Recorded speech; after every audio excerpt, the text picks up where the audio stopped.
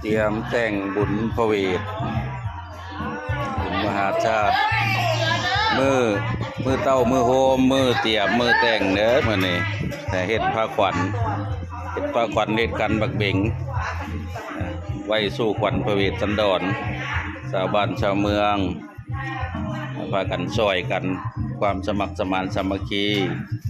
อีกโอ้บ้านเมืองก่อก็มาเนาะ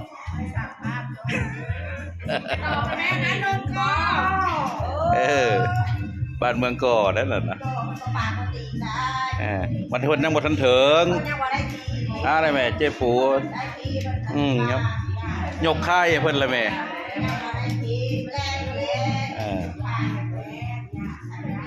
เตรียมแต่งสถานที่อันนี้เป็นเครื่องร้อยเครื่องพันเครื่องร้อยเครื่องพันขันห้าขันแปดขันบักเบงดอกไม้ประดับประดาเตรียมงานเป็นบุญแบบเฮ็ดแบบสมัยเก่าแบบสมัยเก่าสมัยใหม่เพิ่นบ่ใส่เครื่องหลายสมัยเก่าเนี่ยเพิ่นต้องเฮ็ดให้มันครบนะแม่นบ่ครบแล้วผ้าหัวเพิ่นว่านี่ก็เตรียมเครื่องร้อยเครื่องพันว่าขันพันขันร้อยอันนี้อายุเนี่ยเอาไฟมาใกล้เพิ่นว่าเพราะว่าดอกเข่าก็ไฟดอกหญ้าก็ไฟก็รู้สึกว่ามันสิติดกันไว้หั่นนะนี่เป็นเครื่องเทียนพันน้ำมันหมื่นลูกหลานบ้านเฮายังบ่ทันได้มีไผได้ฮู้ก็มีคำชาวบ้านชาวเมืองเป็นครั้งแรกของบ้านประหวายที่เฮ็ดบุญมหาชาติหรือว่าบุญพระเวทตั้งแต่ตั้งบ้านมาเกือบ100 ปีแล้วล่ะเนาะเกือบ100 ปีแล้วเพิ่งจะมีบุญมหาชาติเพิ่งมีบุญมหาชาติบุญพระเวทปีแรกครั้งแรก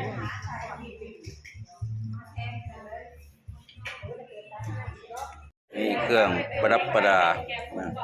ที่เป็นต้นเงินนะเพราะว่าเพิ่นเฮ็ดนี่ไว้แล้วเพิ่นก็สิเสียบเงินซะนี่แล้วนี่เสียบเงินใส่ต้นเงินนะประดับประดาตกแต่งให้สวยงาม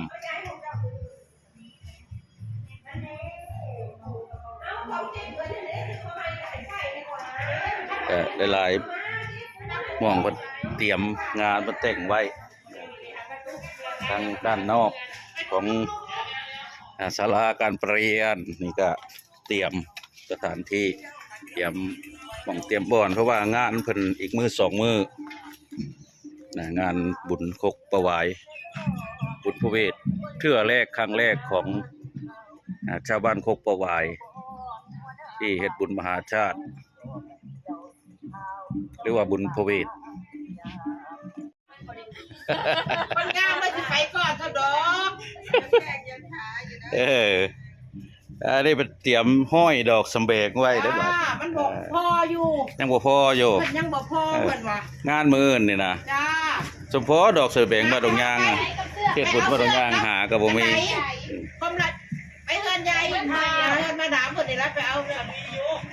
มันไหนดอกสำเบกไว้ประดับประดาดอกไม้ไปไว้ประดับประดาเครื่องห้อยเครื่องพันเพิ่นประดับประดาสถานที่ใช้ดอกไม้ใช้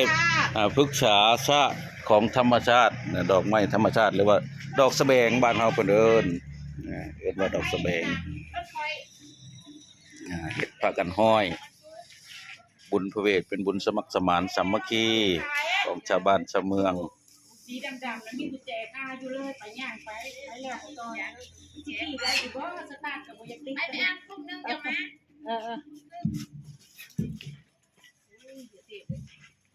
มาปะเด้ออันนี้นะทางไหนแน่เอ้ยโกกระดาวโพนงามฝั่งพี่เป็นหอพระคุดนะมือใกล้ๆงานเพิ่นก็สิไป อัญเชิญพระอุปคุตนะมาประดิษฐานอยู่ในกุฏิในหอหรือว่าหอพระอุปคุตมาปกปักรักษาในงานเพื่อให้ในการ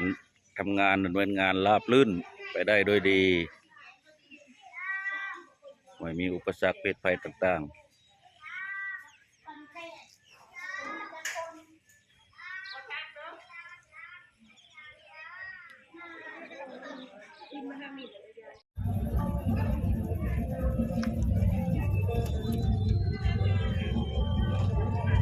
เปิดมาบางทีก็แห่พระเวทของเมืองแล้วบาดเนี่ยวัดโคกประวายบางทีวันคือเจ้าหกเนาะถูกไกลมาแล้วขวดอันนี้เจ้าหกมีนาตอนนี้กำลังแห่มาจากกลางกับกลางคืนกับเป็นโจ๊กอ้อมมาทางบางม่วงอ้อมเข้ามาบางม่วงทางอีกไกลเปิดถึงหอด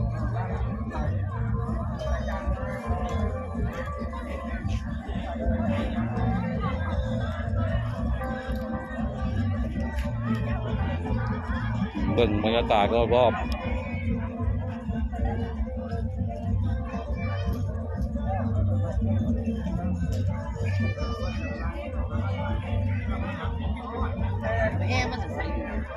โอ้ยหุ่นอยู่ปูเราเห็นธาตุแล้วธาตุปูโอ้ย2 กิโล2 กิโลกว่าโอ้มึงยังโอ้ยเร็วๆเร็ว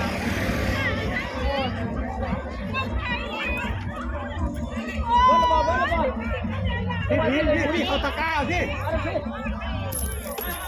ว้าย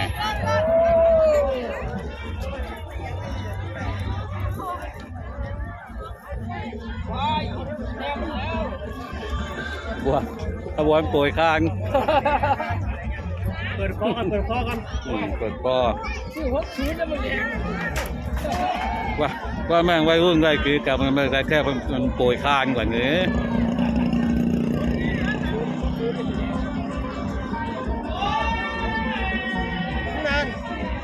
ใครเหยียบขาวะ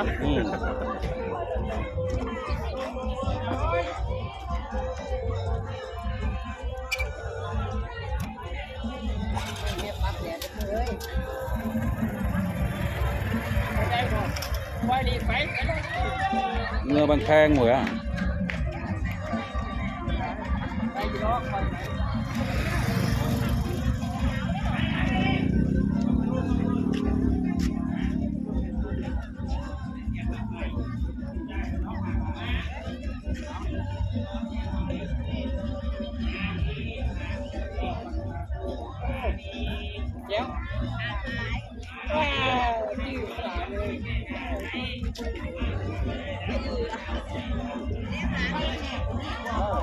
ยังกินอยู่ได้อยู่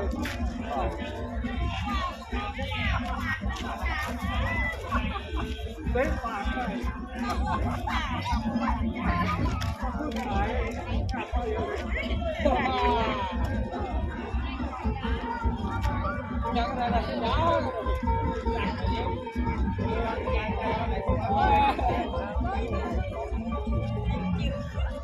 ว่าพักกับพ่อยแบบนี้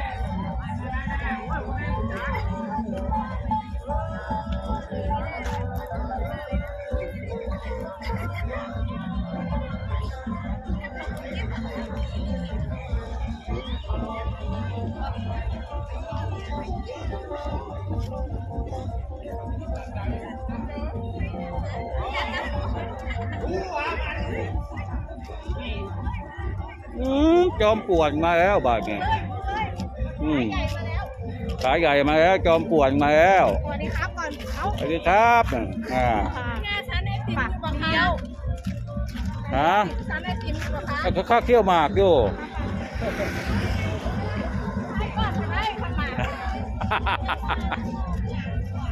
อากาศก็แกว่ามันข้าวเคี่ยวหมาก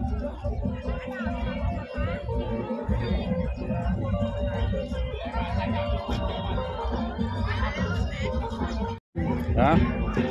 คือเห็นอันบาทน้ำมนต์อยู่ภาคนี้เขาจะเข้าไปแล้วเขาดีมั้งเฮ้ย เท่านี้มั้ง แม่น เห็นบาทน้ำมนต์สองด้วยอยู่นี้ จังหวะ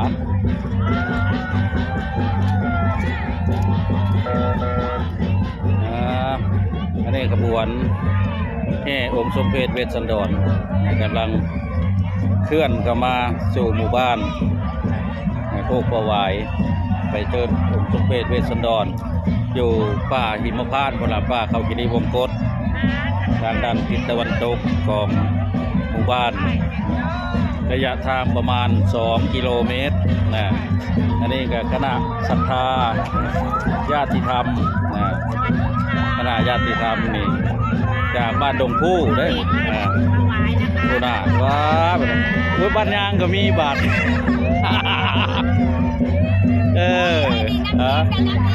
ก็ได้บอกผู้นำทีมน่ะบ้านเพิ่นสับบ้านโตได้เนาะ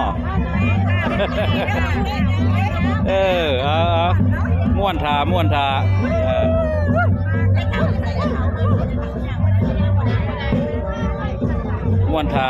กระบวนมา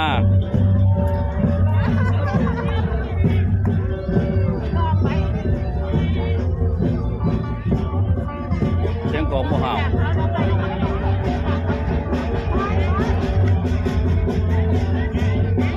คือลมแต่มันจะบกข้างลมไหม้อยู่เนาะ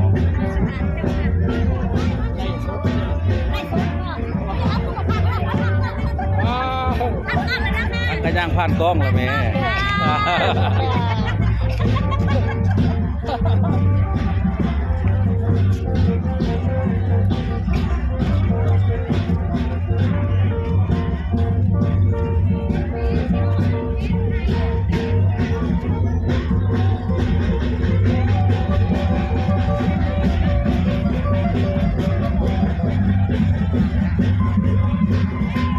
ที่เข้านี่มั้งอะไรเนาะถอย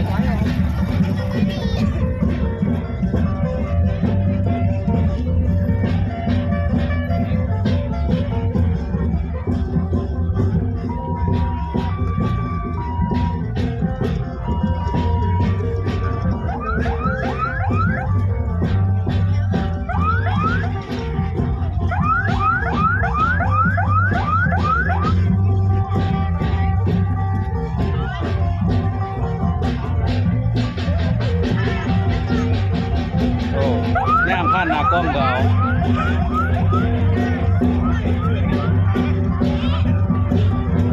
ก็เป็นทิวโชว์ได้ย่างผ่านหน้ากล้อง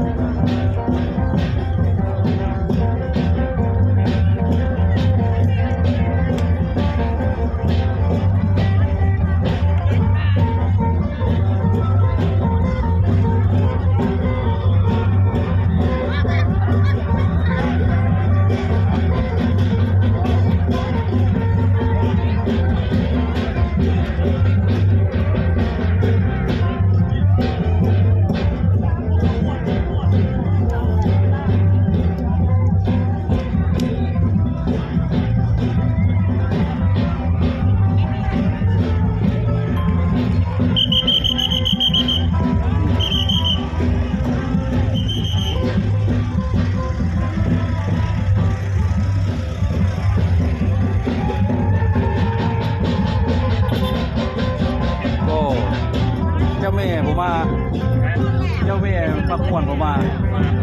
ตาลูกตรงนี้ใช่ไหมคะเราไม่ได้แช่เด้อไปเองเล่นสุดลูกเลยอยู่บ้านบ่ได้ม่วนเลยจ้ะ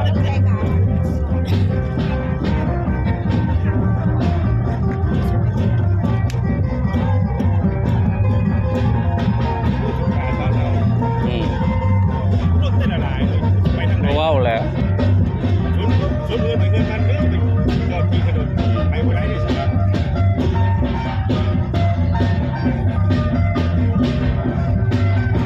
สียงกองเสียงไอ้ดนตรีบ่ห่าวคือวันพุธเนาะเราวันพุธที่ห่าวกันเนี่ยขนาดเดียวกันหมดเลยนะเออตัวนั้นจังก็เลยนะห่าวก็นี่บ่ห่าวกันเลยเขาสะกดหมดเลย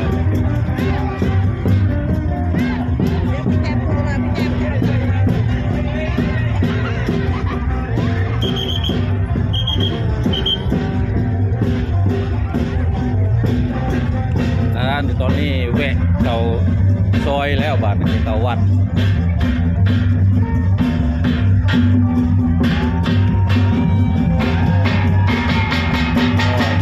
ขบวนกองยิงออกมา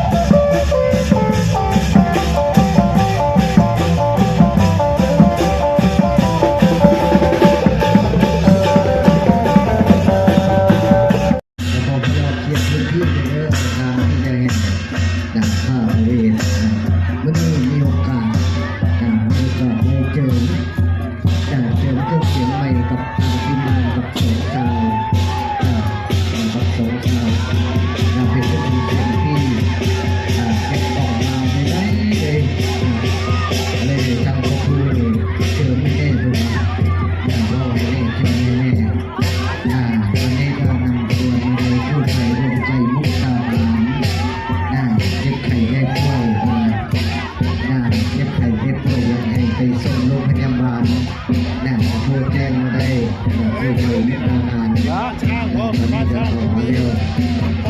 มีเวลามีโอกาสจะเป็นได้สมควรตั้งกำลังเพื่อนยกใบมาให้เนาะยกใบมาให้ตอนนี้ว่าขบวนละรถกู้ภัยไปก่อนเลยไปเลยไปเรื่อยๆเลยไปเรื่อยๆเลยคุณโยมนะครับไปเรื่อยๆเลยโอ้ยบ่ได้ไล่สนน้ำเบิดละเพิ่นเอาไม้มาให้ทีมงานปักสองซาวเครื่องเสียงนี่รับประกันได้เนาะม่วนแรงกับมารับมาชมมาเบิ้งหมอลำซิ่งคณะใจเครื่องเสียงเพิ่นออกมาใหม่กับชุดเลยเสียงใสเสียงดังฟังไกลเสียงดังฟังไกลฟังแล้วม่วนเล่าแล้วบุญเมื่อยเป็นการเจิมไม้เนาะลองไม้เลยลองเสียงลองไม้ให้กับทางทีมงานบักสองสาวในกระบวนช้างเด้อกำลังเดินทางกลับมาบัดนี้ครับบริเวณวัดร่วมบุญเป็นเจ้าภาพเจ้าศรัทธาร่วมบุญด้วยกันมาขอเจริญพรที่กองอำนวยการเด้อคุณโยมเด้อส่วนคุณโยมที่จะฟ้อนต้อนรับฟ้อนต้อนรับผ่าพระเวทก็มาเตรียมขบวนตั้งเอาไว้มาเตรียมขบวนตั้งเอาไว้ก็ขออนุโมทนาบุญกับโรงทานทุกโรงทานคุณโยมโรงทานทุกโรงทานที่เป็นได้ให้กองอุปถัมภ์ให้กองอุปถัมภ์เดี๋ยวที่ลองเบิ่งหลายๆรุ่นกันเพื่อจะได้ปรับเสียงเป็นการลองเครื่องลองเสียงนะลองเครื่องลองเสียงให้กับทางทีมงานบักสองสาวเพราะว่ากิจกรรมนี้เพลงฟ้อนขนาดที่ใช้ขอใช้เครื่องเสียงบักสองสาวฟ้อนเนาะที่จะใช้เครื่องเสียงฟ้อนแต่มามันบนเรือแต่งเสียงแต่งอย่างนี้ แล้วคนโยมเอามันในที่สิฟ้อนกันเตรียมเพลงไปให้กับทางกระตันเด้อให้รับทางกระตันเปิ้นเตรียมเปิดให้เตรียมเปิดเพลงให้บ้านดงยางก็ดีบ้านดงผู้ก็ดีแล้วมีบ้านใดเสริมเข้ามาอีกเนาะเสริมเข้ามาอีกอาจจะได้ประกาศเตรียมเพลงเอาไว้ให้เตรียมเพลงเอาไว้ให้กับทางคณะนางลำช่างฟ้อนนางลำนี่นะช่างฟ้อนนางลำเอาได้ได้ลำที่เป็นในถนนนี่ละกลางถนนนี่ละก็จะได้อยู่สองแถวคนเดียวเอา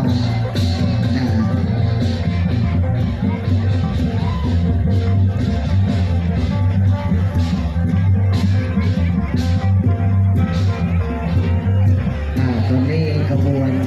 บรรยากาศเข้ามาแล้วตอนนี้ก็เห็นเป็นแห่ขบวนเข้ามาแล้วเนาะขบวนเข้ามาแห่ชมขบวนเข้ามาชมขบวนเข้ามาและจากนั้นก็จะเป็นขบวนสร้างขบวนม้าขบวนที่เป็นมาร่วมเนาะสนุกสนานแล้วเลยบุญประเพณีของเรานี่แหละเนาะบุญประเพณีนี่แหละตอนนี้ก็กำลังทยอยเข้ามาสู่บริเวณสถานรัฐวัดบ้านโคกประวายวัดบ้านโคกประวายเป็นปีแรกแห่งมาในการจัดงานบุญพระเวทเทศมหาชาติประจำปี 2568ช่วงนี้เดือนบุญเทศกาลบุญเดือน4ของคนโยมแล้วอยู่ที่มือเข้าเดือน5แล้วได้นี่มือนี่ก็เบิดแล้วล่ะเบิดแล้วในเทศกาลบุญพระเวทนะเข้าสู่เดือน5ก็เป็นบุญพุทธสงกรานต์เป็นประเพณี12 เดือนเดือน12ของ14ประเพณีอีสานของเราให้ลูกหลานรักษาสืบไว้อย่างน้อยก็ได้มาเห็นได้มาเบิ่งได้มาชมก็จะมีความจดจำนำไปประพฤตินำไปปฏิบัตินำไปใช้แล้วก็นำไปพัฒนาในโอกาสต่อไปแล้วก็ผมตัวญาติโยมเอาผู้เกิดในรุ่นลูกเต้าเรามาเอาจะได้ปฏิบัติ างก็สร้างนะ นี่คือผู้เวทเป็นมหาชาติ ให้พยาบาลเลย เพื่อบ่ให้สูญหายไป ขึ้นไปเลยมันบนคอน บ้านจากเมืองของเราให้คงอยู่คู่กับชาวอีสานและชาวไทยนี่เท่านี้ตลอดไปให้อยู่คงกับคู่กันตลอดไปบ่ให้สูญหายไปทั้งในตอนนี้ก็ขบวนครุพันธ์ครุพันธ์หรือว่าเครื่องพระเวทรถทะเบียน 4616เครื่องครุพันธ์4616เด้อมือแรงในวันพุธวันพุธได้มือแรงขำผมไปเมืองลาว4616 616616เนาะมือแรงคือใบร้อยผู้แรก อันเข้ากูสัใจเขามันอันผู้ทุกอย่างเป็นสวงประลัดเป็นนางหางสาวบ้านอื่นเมืองอื่นเขาผู้มีคู่ได้เป็นขี่ช้างบ้านนี้มันคือเอาผู้มีคู่เป็นขี่ช้างที่บ่ห้างธรรมดาคนทำได้กันคนนั้นได้เข้ากูสัใจกับเมียมันได้กำลังผู้จะดีได้ขึ้นไปนั่งหางสาวอันนี้มันได้คนผู้ประลัดต้องประลัดไปนั่งดับเบิ้ลประลัดไปนั่งเขาก็จะเป็นคนที่แรงแปดประลัดนั่งทำได้แปดนั่งกันเพื่อนในเรื่องมันไปเรื่อย488 488เขา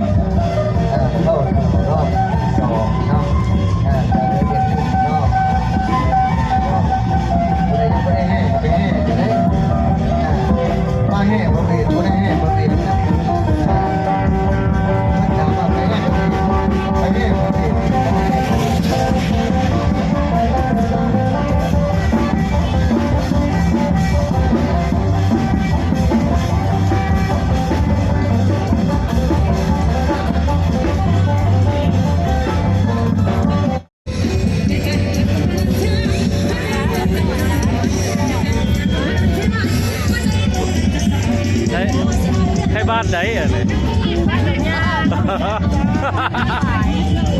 โอ้มีแต่บ้านตรงกลางเลยวันตัวเดียวกูด่า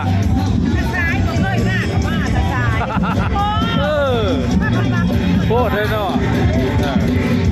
โอ้มีแต่บ้านตรงกลางบุญบ้านเพิ่นได้เนี่ยล่ะบุญบ้านเพิ่นมีแต่บ้านโตเต็ม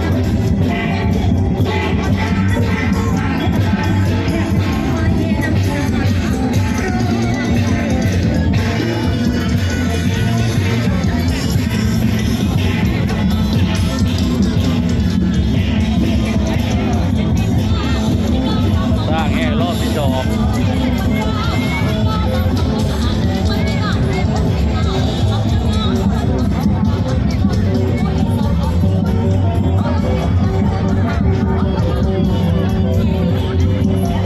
อันนี้ใช่บ้านไหนเนี่ยบ้านหวายบ่โอ้ถ้าบ้านหวายเนาะ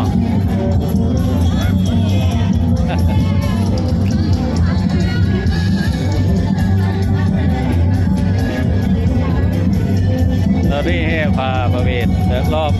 ศาลาการประเรียนในรอบที่สอง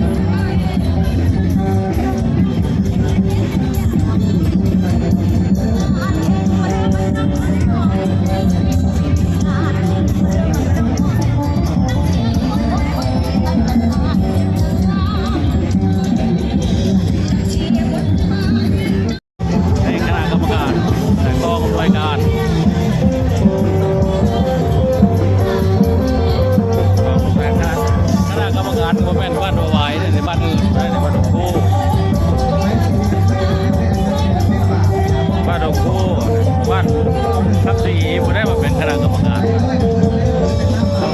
ชาวบ้านมันม่วนเบิด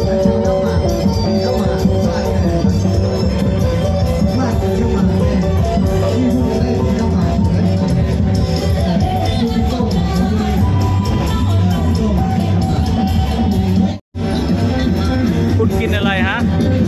กินข้าวปุ้นอ๋อจังคนกระปุกน้ำมันทะเลจังคนอันหิวมาเลยใส่ดอกแต่บ้านโพนกินอยู่คนเดียวได้บริมีไฟได้บ่เนาะแรงในแห่ทั้งหมดวันแต่มีผู้เดียวผู้หลักเป็นตาแซ่บกระดอกปวด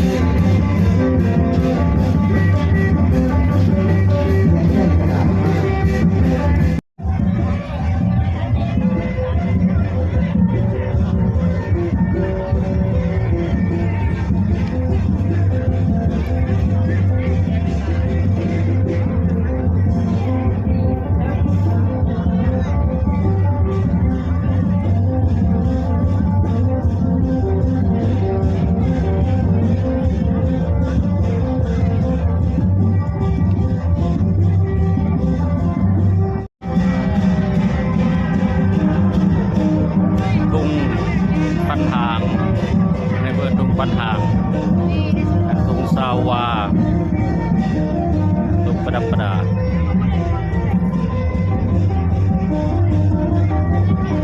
ตรงปัญหาทางละ500 2 อันเป็น1,000 อันนี้คือธงชาวาอันนี้ไงยังเก้า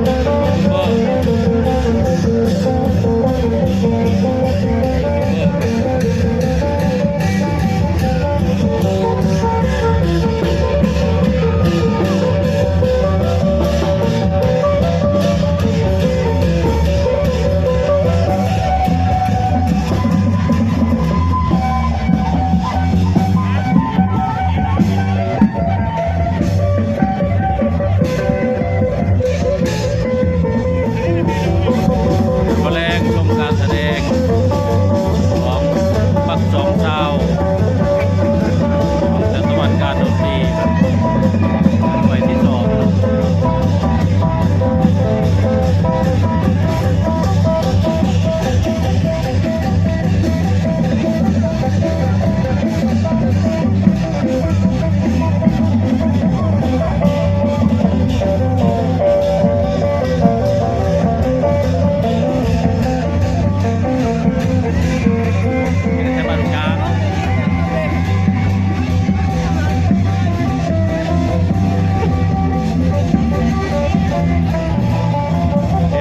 เลี้ยวไปทางไหนก็เป็นเส้นบ้านทุกอย่างหมดอ่ะ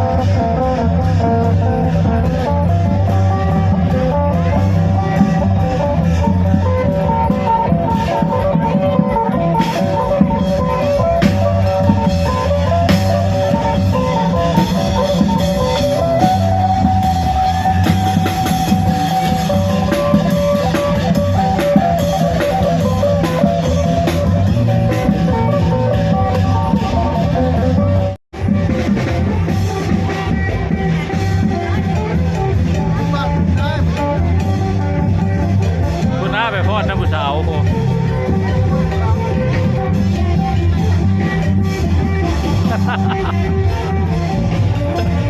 ผู้เฝ้าไม่ได้มาด้านผู้สาวเนาะ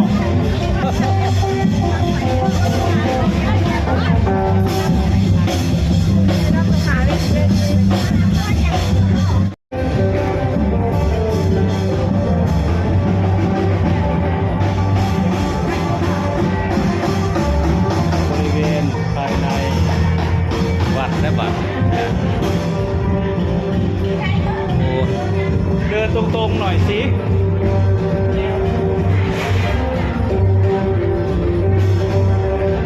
อันนี้เป็นเครื่องร้อยเครื่องพันเครื่องที่เพิ่นจัดเตรียมนะในพิธีเทศนาธรรมน้ำเทียนพันน้ำมันมืดของ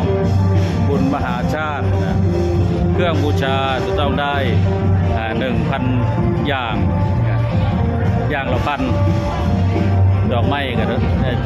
อย่างละพันเพราะว่าเป็นรูปเป็นเทียนแต่ก็อย่างละพันเพราะว่าแต่ละคาถาแต่ละกันก็จะมีคาถากำกับจนครบพระคาถามีรวมทั้งหมด 1,000 คาถา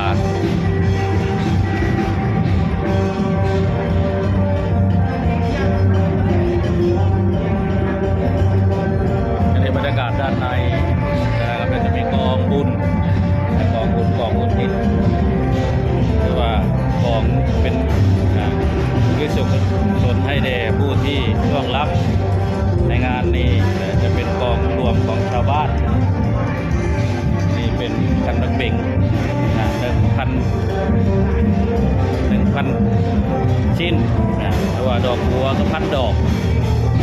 ดอกบัวดอกปักตบชวาแต่ว่าอากาศร้อนอากาศร้อนดอกบัวก็จะเหี่ยวๆจังน้อยหนึ่ง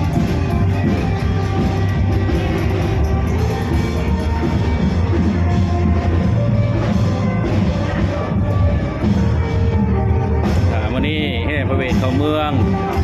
ฟังเทศฟังธรรมฟังลำมหาชาติ13 กันเทศ13 กันแต่ว่าวันนี้มีการเทศก้อน2 กันก็คือการพระมาลัยหมื่นและก็พระมาลัยแสนมีการเทศนาธรรม2 กัน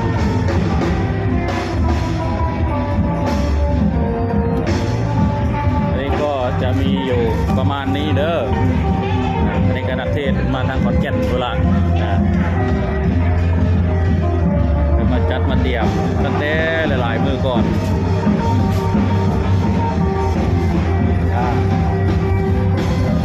ประมาณนี้ก่อน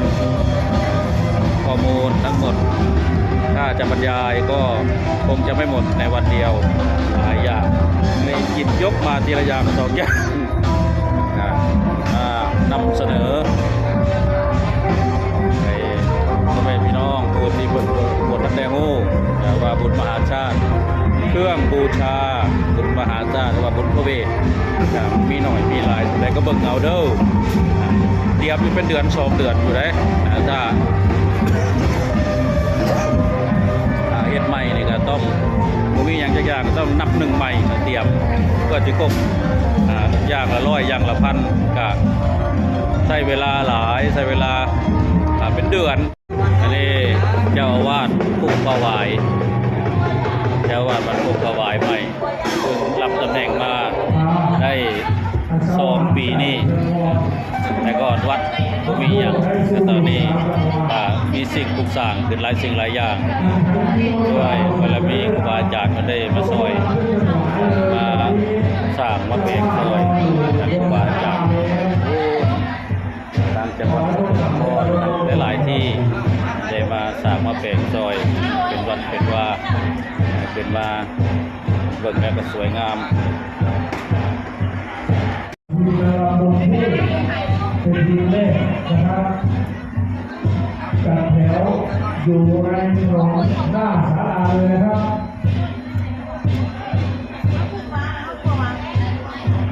ต่อไปทีมที่2เป็นทีมสาวข้าวจากโรงงานทำผู้ก่อนถ้าพร้อมแล้วผมทีมด้วยเพราะว่าเนี่ยก็เห็นเป็นทีมมาบาง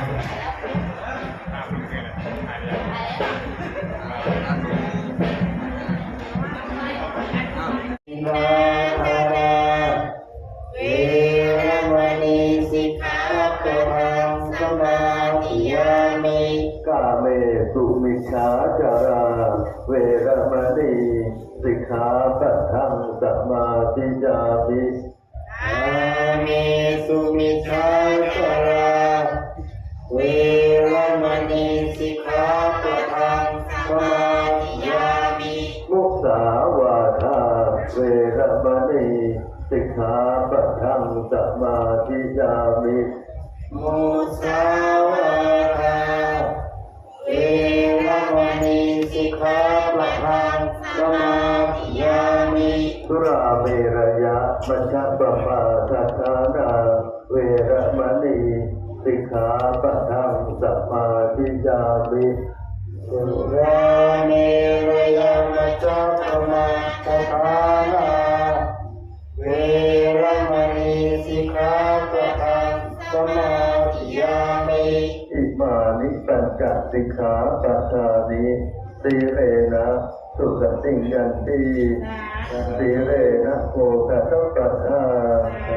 สีเรนะนิพุติยันติกัสมาสีรังวิโสทัพพิสาธุอันเต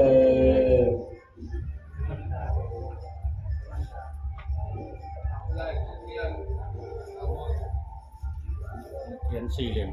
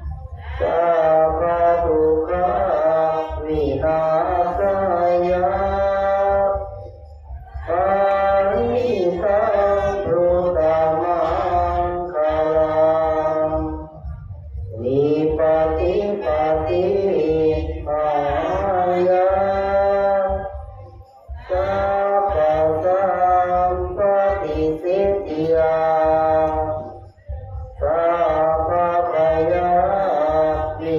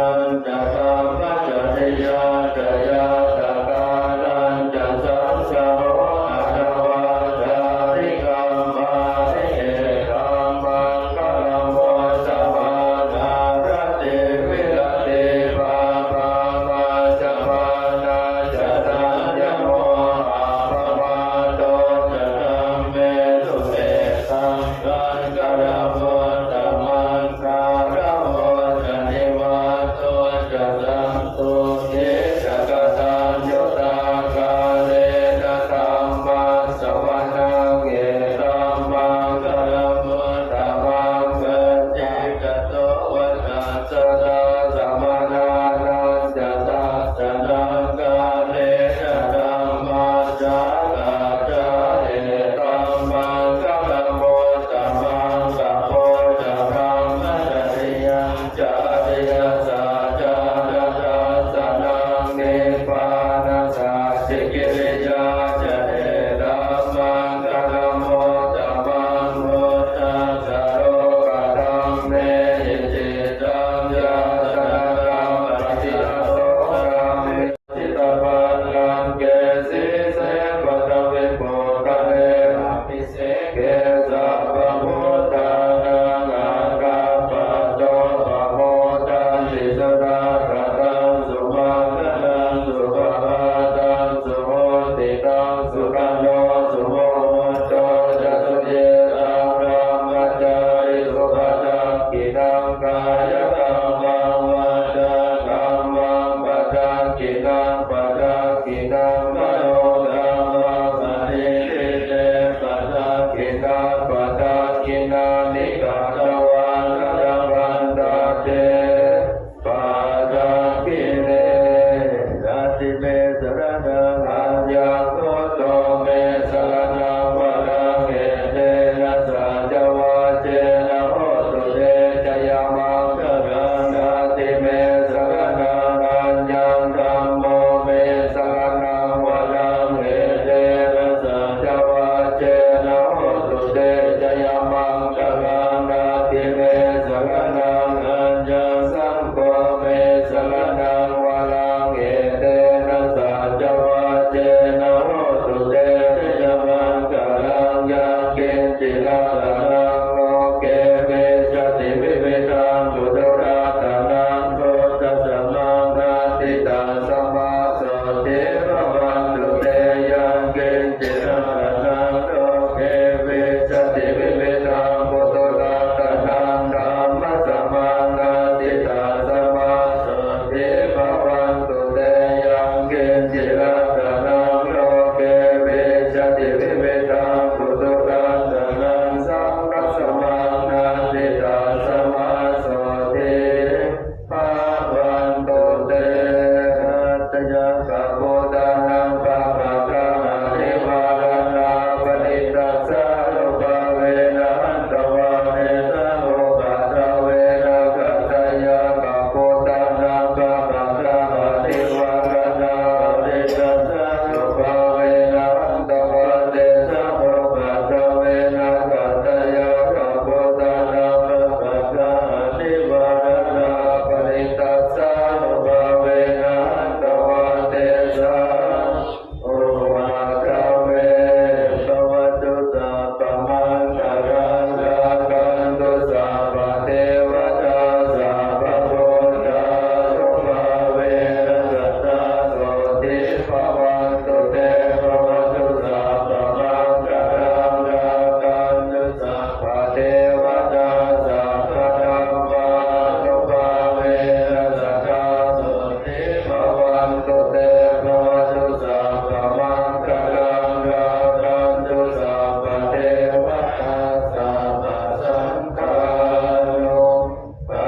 เวนะสัตตาโสติภวันตุเตโอ้จนอยากตายก่อนเอาที่เจอพุทธมนต์ก็ได้เอาจะป้องกันถวายตัสสาธุสาธุสาธุอนุโมทามิเรียบร้อยเตรียมนั่งยาสัน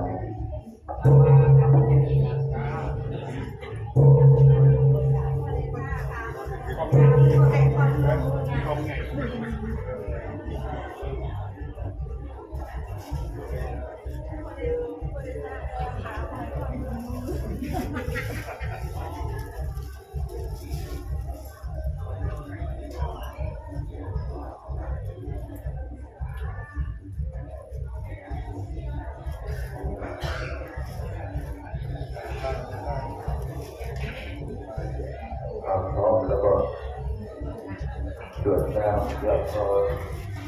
เป็นเบื้องต้นวันนี้ได้ร่วมบุญพระเวทพระสงฆ์เจริญสุขทั้งหมดเป็นสิริมงคลในบุญงานบัดนี้เป็นบุญเป็นมหามงคลหลายเป็นแห่งตรงวันนี้สมเด็จพระคุณท่านเจ้าคุณพระธรรมวัชรวิสุทธิ์เจ้าอาวาสวัดจังหวัดศรีราชาวาสวรมหาวิหารที่ปรึกษาเจ้าคณะภาคสิทธิ์มาเยี่ยมมาเยี่ยม